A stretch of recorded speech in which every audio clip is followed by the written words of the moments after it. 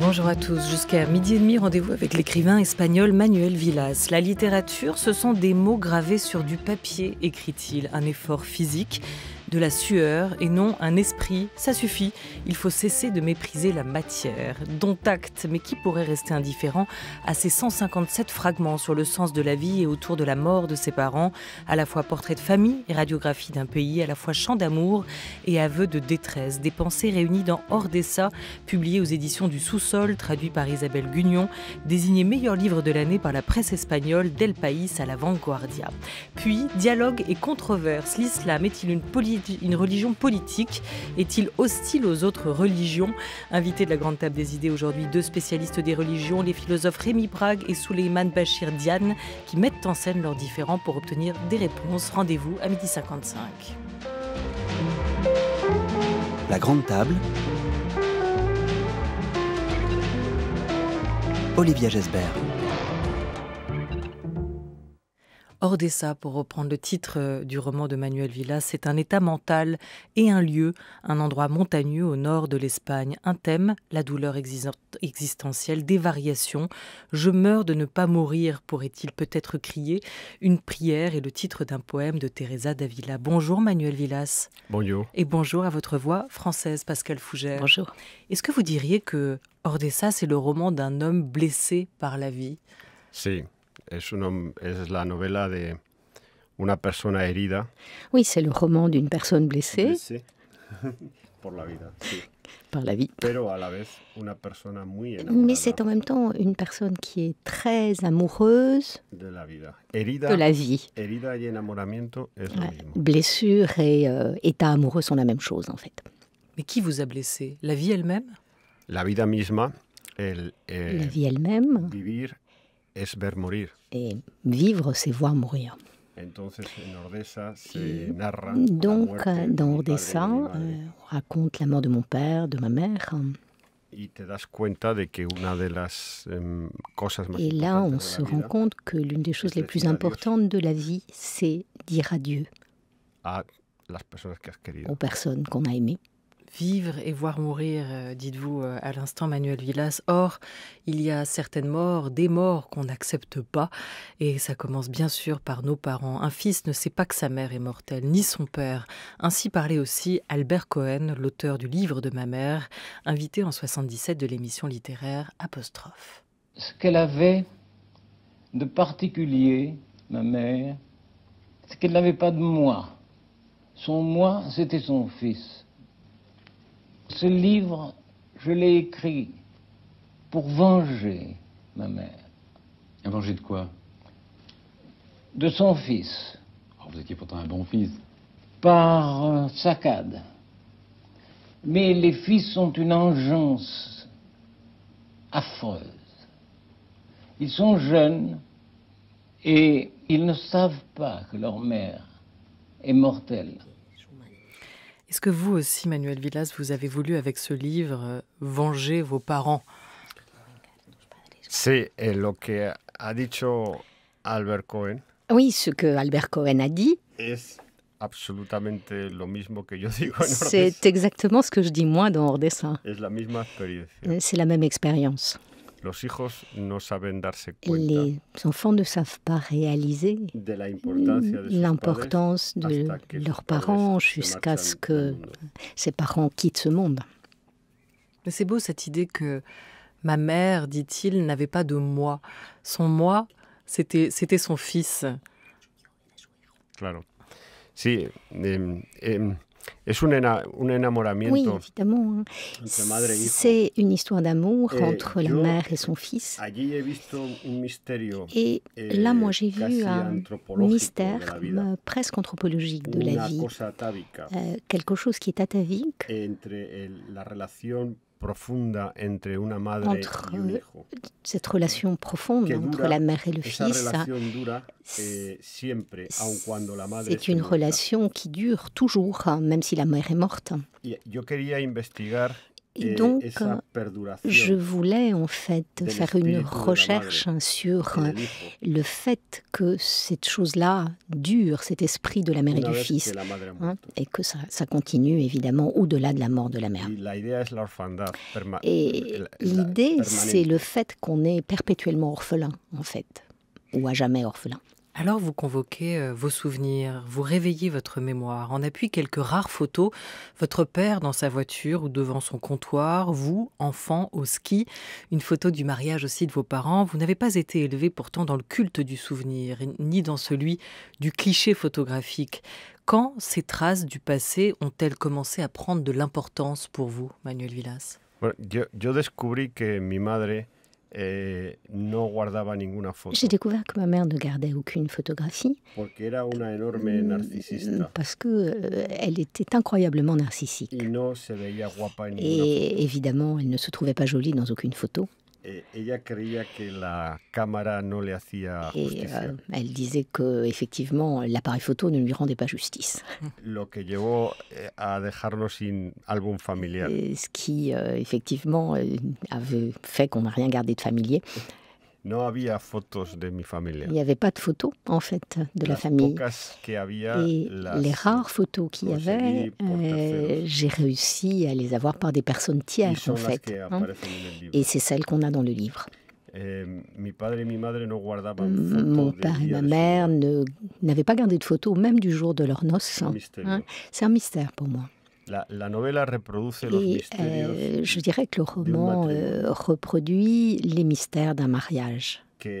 esos misterios los hereda el hijo Et évidemment, ces mystères, le fils en hérite, bien sûr. y luego no sabe a quién preguntar porque Et sus padres ya están muertos. évidemment, bien sûr, ensuite, il ne sait pas à qui poser des questions puisque ses parents sont déjà morts. Ma mère détestait les souvenirs, écrivez-vous, une haine presque instinctive, mais également raffinée. Elle les méprisait, il la dégoûtait, il lui faisait honte. Malicieusement, elle savait que rien ne doit être évoqué, une manière de tenir la mort à distance. L'amour de votre mère était, écrivez-vous encore, Manuel Vilas, préhistorique, endeuillé, claustrophobe, absorbant et exaspéré. Celle de votre père était-il d'un autre ordre, cet amour? Pourquoi la relation père-fils est unique? De quel bois est-elle faite pour être si particulière, cette relation père-fils? Es un misterio. Mi padre me amaba, me C'est un quería mystère, en de fait. una manera y mi madre de Mon otra. père m'aimait d'une manière et ma mère d'une autre, en effet. Pero yo la paternidad y la maternidad para mí Mais pour moi, se dan la de manera paternité et la maternité inseparable. sont inséparables, en fait. Siempre he dicho que el padre y la madre Et j'ai en toujours dit Ordesa que tienen la le misma père et la importancia. mère, en fait, dans Ordesa, avaient la même Hay lectores importance. que dicen que es más importante el Il y a padre des que la madre. lecteurs qui disent que le père est plus En mi important opinión, que la no. mère dans le En mi roman, opinión, et à mon avis, son non. Los dos, Hein? los dos están divinizados. À mon avis, les deux sont divinisés. La originalidad de Ordesa Et está en que el l'originalité padre y la d'Ordesa madre son dioses. repose dans le fait que le père et la mère sont des dieux. Lui, il était représentant en tissu catalan. Vous êtes écrivain. Est-ce que vous lui ressemblez? Vous dites, j'ai passé toute ma vie à écrire comme mon père. Moi, des poèmes et des romans. Lui, des duplicatas, des commandes de tailleurs espagnols. Toute la question qui traverse aussi ce récit roman, c'est qu'est-ce qu'un bon fils? Est-ce que vous avez trouvé la réponse? Qu'est-ce qu'un bon fils, Manuel Vilas? Sí. Yo creo que un buen hijo es aquel que sigue vivo. Je pense qu'un bon fils, c'est celui qui reste en vie. Yo creo que un padre y una madre Je crois qu'un esperan père et une mère de su hijo que attendent sobreviva de leur fils qu'il survive El toujours. éxito de la paternidad y Et de je la crois que la maternidad réussite de la es que paternité el et de la hijo maternité, perdure. c'est que l'enfant consiga perdure Instantes de felicidad. et qu'il atteigne des moments de bonheur. Si yo pienso en mis hijos, Si je pense à mes propres enfants, yo me quedo à mes tranquilo fils, si sé que están vivos si son Je felices. suis effectivement tranquille si je sais qu'ils sont vivants et heureux. Y allí se cumple el mandato más Et profundo de c'est la vida. là, d'une certaine manière, que s'accomplit en fait la chose la plus importante de la vie, votre obligation la plus importante. Vivimos una época en donde On vit dans los une époque mandatos fundamentales de la vida où les obligations fondamentales de la vie están como en un segundo plano.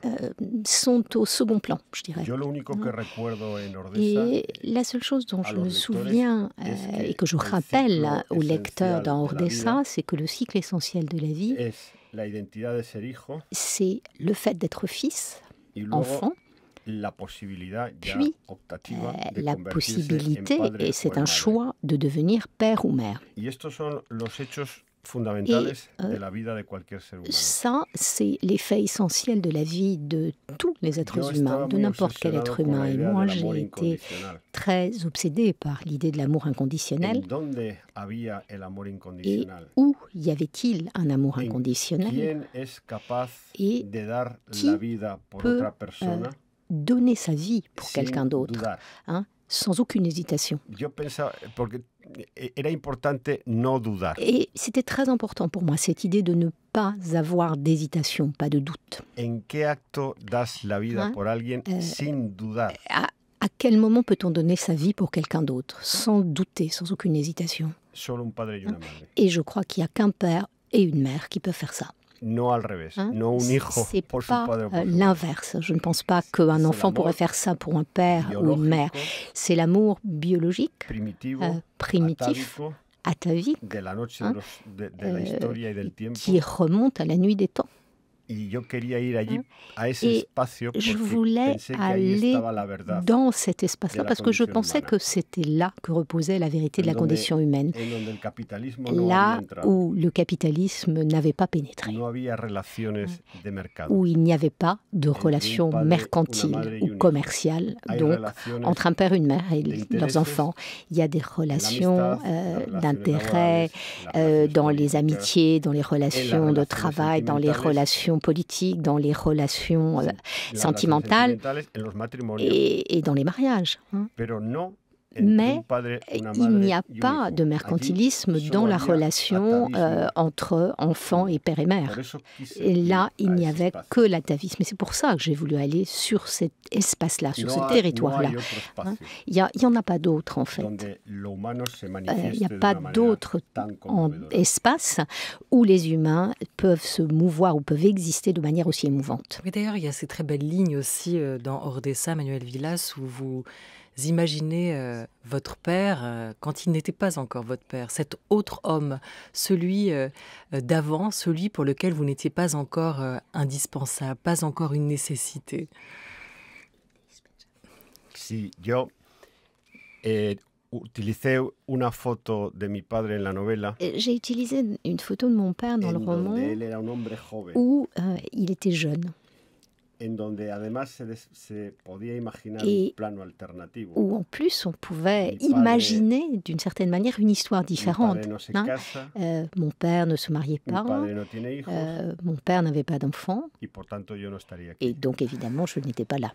Entonces pensé en ese plano Et como una especie de j'ai pensé à cette libertad espèce de para mí, de no haber projet venido al comme une espèce de liberté pour moi, ne pas être venu au monde. Pero era otra manera de Mais explorar c'était el aussi une misterio autre manière de ser hijo de d'explorer alguien. le mystère du fait d'être l'enfant de quelqu'un. que la idea de ser hijo de alguien L'idée d'être l'enfant de quelqu'un, sigue siendo un misterio. c'est encore un mystère, je Todos crois. los seres humanos Et je estamos crois que aquí tous les porque êtres alguien nos humains trajo. sont là parce que quelqu'un les a amenés sur Preguntar Terre. por qué estamos Et aquí, se demander pourquoi on est là, preguntar a tu c'est padre y a tu évidemment demander à nos pères la ou reli- nos las mères religiones, han pourquoi. montado hein. preguntas Et trascendentales. la religion a inventé des questions Pero transcendantales. yo soy un humanista, yo Mais solo moi, je suis un humaniste. le pregunto a mi padre y a Et mi donc, évidemment, je demande à mon Porque père et ma mère, madre, pourquoi decidisteis traerme a este Pourquoi avez-vous décidé de me mettre mundo? Y au la monde? respuesta es maravillosa, Et la réponse est merveilleuse, por amor. par amour. Esa es mi religión. Et c'est ma religion, c'est ça. Vous parlez de lutte dans ce livre, Manuel Villas, celle des parents pour leurs enfants, la plus belle chose au monde à vos yeux, cet amour. Lui, il parle de bataille, votre compatriote Javier Cercas. Il parle aussi de ce cycle de la vie, de cette relation père-fils, comme d'une tragédie au sens shakespearien du terme. La relation avec un père, c'est toujours compliqué, hein? Je crois qu'à partir du moment où j'ai eu un fils, tous mes livres, secrètement, parlent de cette relation très compliquée avec ton père, avec ton fils, plus ou moins secrètement. La relation entre un père et un fils, je dis que c'est une tragédie. Qu'est-ce que c'est une tragédie? C'est une bataille, disons, dans laquelle tous les deux combattants ont raison. Et le père a raison quand il veut protéger le fils. Et le fils a raison quand il veut s'émanciper de père. Et alors, cette bataille doit se faire. C'est indispensable. Et j'ai eu cette bataille très douce, je dois dire, avec mon père. Et je dois dire qu'il n'y a pas un seul jour où, pour une raison ou pour d'autres, je ne pense à lui. Et je dois dire qu'il était très normal, il n'était pas exceptionnel. Mais j'ai découvert, peut-être après sa mort, qu'il a été absolument important pour moi. Protéger, s'émanciper, la distinction que fait l'écrivain Javier Cercas, c'était au moment de la parution de son livre L'imposteur. Imposteur, c'est un sentiment que chacun ressent aussi. Vous, aujourd'hui, dans votre rôle de père, comme vous le ressentiez hier dans votre rôle de fils, vous êtes d'accord avec cette idée de bataille qui est au cœur aussi de la vie, qui lui donne sens dans cette relation? En algún momento sí, en l'adolescencia sí. À certains moments, oui. À l'adolescence, je crois qu'il y a une lutte entre le père et le fils. Mais je ne m'intéressais pas à cette zone, à ce moment. Moi, je voulais aller vers un territoire plus mystérieux, c'est-à-dire le moment où le père n'est plus là. Et là, je crois qu'il y a une relation très intense. Ce que je perçois dans Ordesa, ou ce que j'ai réussi à y trouver, c'est presque une religion.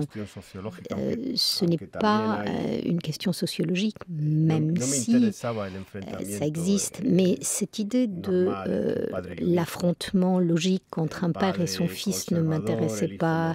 Le père conservateur, le fils moderne. Non. Moi, je voulais vraiment aller sur un autre territoire, un autre terrain, quelque chose de plus primitif, quelque chose de plus obscur. Il y a d'autres adeptes, d'autres croyants de cette religion que vous définissez là, Manuel Villas. Est-ce qu'il y a d'autres écrivains? Les orphelins. Les orphelins, après la publication de ce roman, j'ai rencontré des centaines d'orphelins. Et tout le monde se débrouille comme il peut avec ça. Probablement que le succès du livre s'explique parce que il pose la lumière, il s'intéresse à cette idée d'être orphelin. C'est-à-dire que lorsque un être se trouve sans père ou sans mère, il devient un orphelin. Et ça, c'est une condition éternelle, une fois que les parents ne sont plus là. Et si on nie, en fait, ce caractère d'orphelin, on se sent vide, en fait. Et si on l'affirme, on se sent également vide. Et d'autres orphelins de la littérature dans le monde, est-ce qu'il y a des pages, des mots que vous ayez lus d'un écrivain sur ses parents qui vous ait donné un sentiment de familiarité avec votre ressenti et votre vécu à vous? Un grand huérfano de madre. Un grand orphelin de mère, c'est Proust.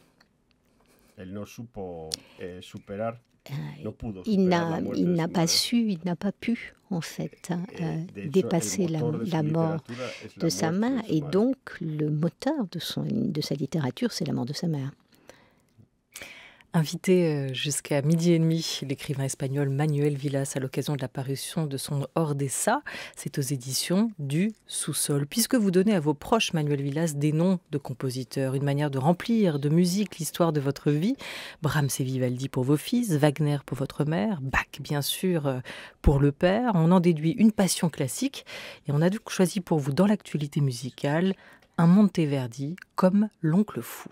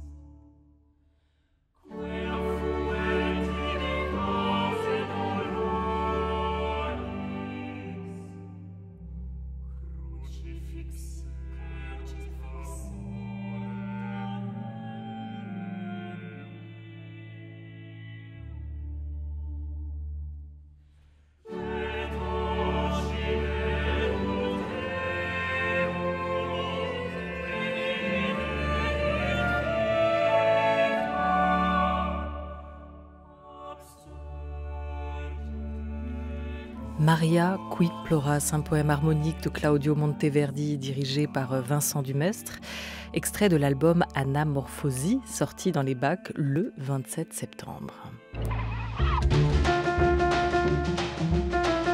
France Culture, la grande table, Olivia Gesbert. Dans le roman, on apprend aussi, Manuel Vilas, que vous avez alors 52 ans, que vous êtes divorcé, que vous n'assistez jamais aux enterrements, que vous avez été abusé sexuellement par un curé boudiné dans sa soutane, ce sont vos mots, mais aussi que vous avez démissionné de l'enseignement pour vous consacrer à l'écriture, que vous avez gagné de nombreux prix.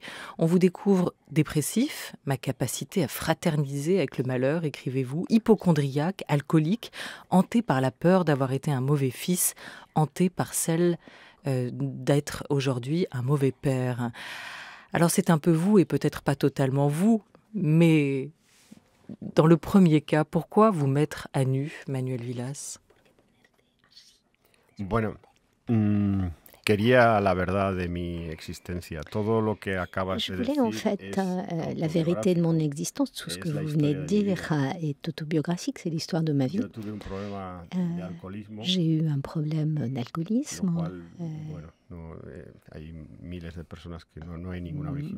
Voilà, il n'y a rien d'original là-dedans. Il y a des milliers de personnes qui ont ce genre de problème.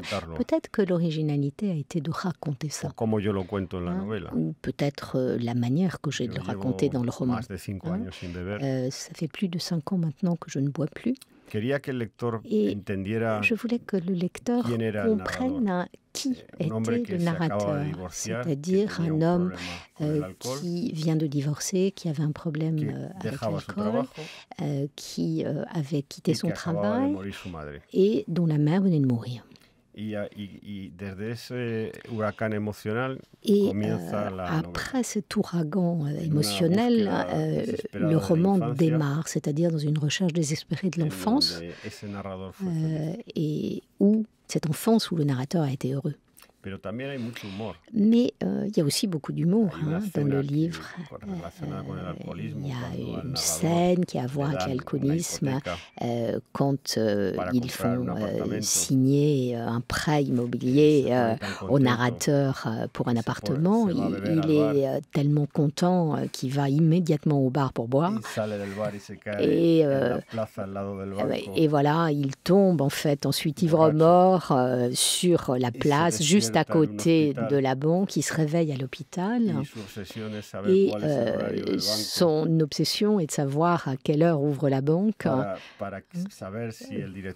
pour savoir si le directeur de la banque l'a vu comme ça, allongé dans la rue, ce même directeur de banque qui vient de lui donner un prêt immobilier.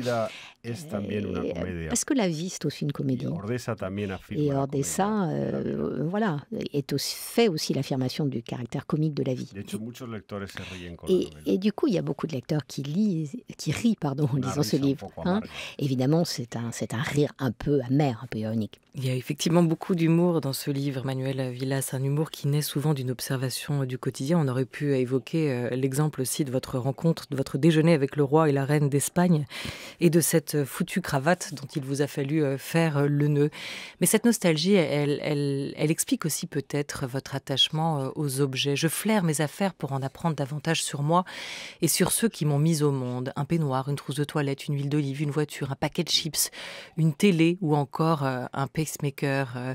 Les choses meurent, elles aussi, écrivez-vous. La mort des objets est importante. Elle signifie la disparition de la matière, l'humble matière qui nous a accompagnés et est restée à nos côtés tout au long de notre vie. Pourquoi ce livre? Et ce sera peut-être la dernière question, Manuel Villas. Est-ce que c'est pas justement pour cette raison-là? Est-ce qu'il n'y a bien que les livres qui ne meurent jamais? Ya. Bueno, los objetos materiales en el libro Les objets matériels du livre sont effectivement très importants. Par exemple, la voiture. Par exemple, la télévision.